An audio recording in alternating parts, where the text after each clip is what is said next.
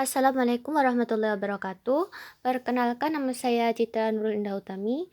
Saya di sini sebagai moderator dari kelompok 2 yang beranggotakan satu ada Novita Rosaliana dengan nomor NIM 205211293. Yang kedua ada Rizky Septianingrum dengan nomor NIM 205211287. Yang ketiga ada Muhammad Taufik Ramadan dengan nomor NIM 205211289. Yang keempat ada Rosida Syarifatun Solihah dengan nomor NIM 205211293. Yang kelima ada Reni Fitrotun Nisa dengan nomor NIM 205211298. Yang keenam ada Eva Puspitasari dengan nomor NIM 205211302. Yang ketujuh ada Dina Tiara dengan nomor NIM 205211303.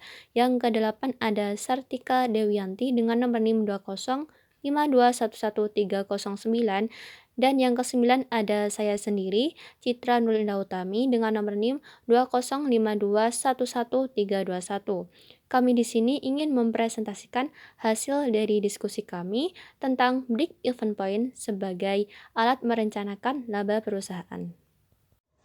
Sebelum masuk pada materi, kita perkenalkan terlebih dahulu latar belakang dari analisis break even.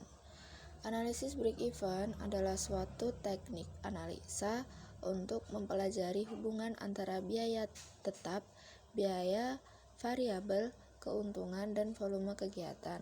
Dikutip dari Rianto 2010. Melalui analisis ini dapat digunakan oleh manajer sebagai informasi besarnya penjualan yang harus dicapai oleh koperasi produksi untuk mencapai titik di mana tidak rugi dan tidak mendapatkan laba agar koperasi produksi tersebut dapat meningkatkan daya saing.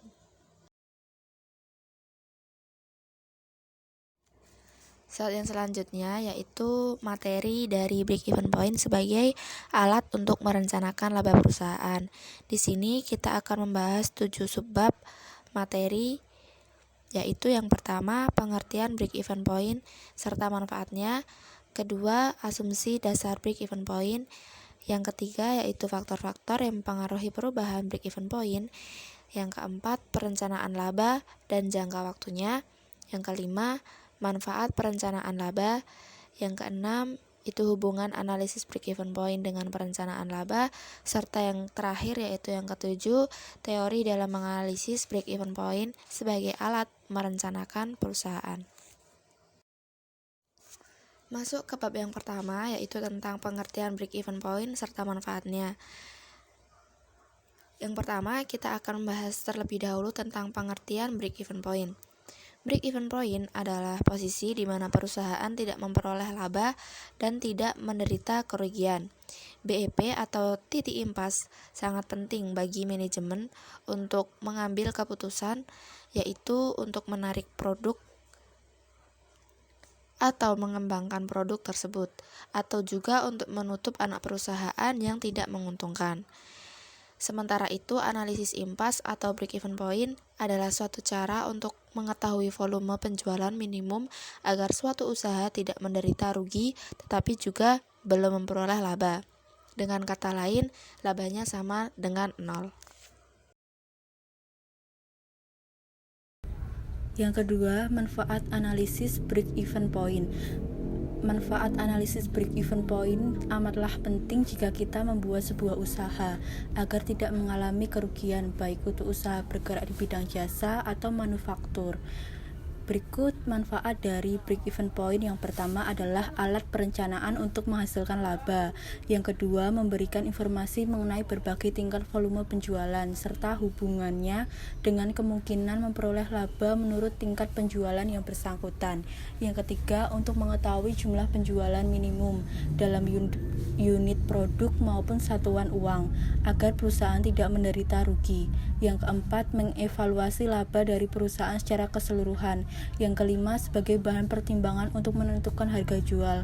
Yang keenam, mengganti sistem laporan yang tebal dengan grafik yang mudah dibaca dan dimengerti.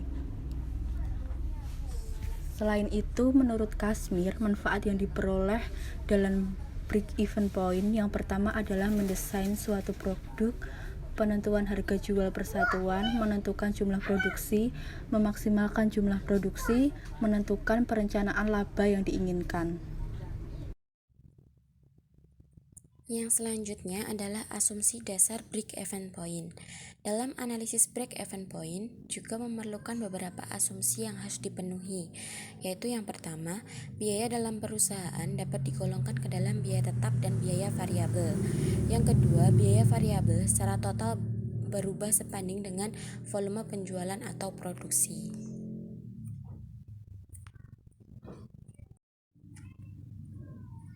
Yang ketiga, biaya tetap secara total jumlahnya tetap atau pada rank produksi tertentu meskipun terdapat perubahan volume penjualan atau produksi.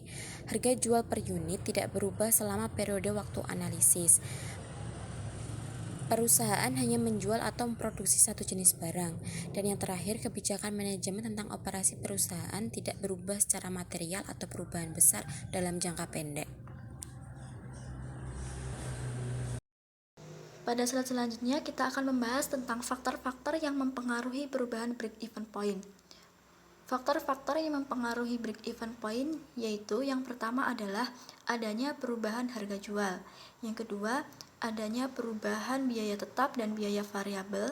Perubahan biaya tetap ini akan mampu mengakibatkan berubahnya jumlah biaya dari keseluruhan berbagai tingkat penjualan yang akan berubah pula. Karena jika terjadi perubahan biaya, maka besarnya penjualan di tingkat BIP akan menjadi berubah pula. Jika biaya variabel mengalami kenaikan, maka jumlah biaya juga akan mengalami perubahan. Begitu pula besarnya penjualan di tingkat break-even point juga akan mengalami perubahan. Yang ketiga, adanya perubahan komposisi penjualan atau sales mix. Jika perusahaan memproduksi atau akan menjual barang lebih dari satu macam barang, maka analisa dari break-even point dapat pula diterapkan untuk semua barang yang diproduksi dan dijual oleh perusahaan tersebut. Perencanaan laba dan jangka waktunya. Perencanaan laba atau profit planning adalah pengembangan dari suatu rencana operasi guna mencapai cita-cita dan tujuan perusahaan. Laba penting dalam perencanaan karena tujuan utama dari suatu rencana adalah laba yang memuaskan. Rencana laba dari suatu perusahaan terdiri atas anggaran operasi yang terrinci dan laporan keuangan dianggarkan. Kemudian yang kedua, jangka waktu perencanaannya. Itu sendiri digolongkan menjadi dua, yaitu yang pertama, perencanaan laba jangka panjang. Rencana jangka panjang didefinisikan sebagai proses yang kontinu untuk membuat keputusan-keputusan sekarang secara sistematis dan dengan pengetahuan terbaik memungkinkan mengenai dampak di masa depan, mengorganisasikan secara sistematis usaha-usaha yang diperlukan untuk melaksanakan keputusan-keputusan tersebut, dan mengukur hasil dari keputusan-keputusan ini terhadap ekspektasi melalui umpan balik yang terorganisir dan sistematis. Dalam rencana jangka panjang, manajemen berusaha untuk menemukan urutan kejadian yang paling mungkin, tetapi yang terpenting adalah fleksibilitas dan kemampuan untuk beradaptasi terhadap kondisi yang terus berubah. Perencanaan jangka panjang tidak menghilangkan risiko, karena pengambilan risiko adalah inti dari aktivitas ekonomi. Kemudian yang kedua, perencanaan laba jangka pendek. Rencana laba jangka pendek dapat mencakup periode 3, 6, atau 12 bulan, bergantung pada karakteristik bisnis. Untuk perencanaan yang efisien, anggaran tahunan dapat diperluas menjadi 18 bulan, dengan memasukkan periode 3 bulan di akhir tahun sebelumnya, 12 bulan dari periode anggaran reguler, dan tambahan 3 bulan lagi di awal tahun ketiga. Bulan-bulan yang saling tumpang tindih ini memudahkan transisi dari tahun ke tahun. Untuk materi selanjutnya yaitu manfaat perencanaan laba. Menurut Garrison, perusahaan menyadari adanya banyak manfaat dari program penganggaran. Di antara manfaat tersebut adalah yang pertama, yaitu anggaran merupakan alat komunikasi bagi rencana manajemen kepada seluruh organisasi. Yang kedua, anggaran memaksa manajer untuk memikirkan dan merencanakan masa depan Tanpa penyusunan anggaran, maka akan terlalu banyak manajer yang harus menghabiskan waktunya untuk mengatasi berbagai masalah darurat. Yang ketiga yaitu program penganggaran merupakan alat alokasi sumber daya pada berbagai bagian dari organisasi agar dapat digunakan seefektif mungkin. Yang keempat yaitu proses penganggaran dapat mengungkap adanya potensi masalah sebelum masalah itu terjadi. Dan yang selanjutnya yang kelima yaitu anggaran mengordinasikan aktivitas seluruh organisasi dengan cara mengintegrasikan rencana dari berbagai bagian. Penganggaran ikut memastikan agar setiap orang dalam organisasi menuju tujuan yang sama.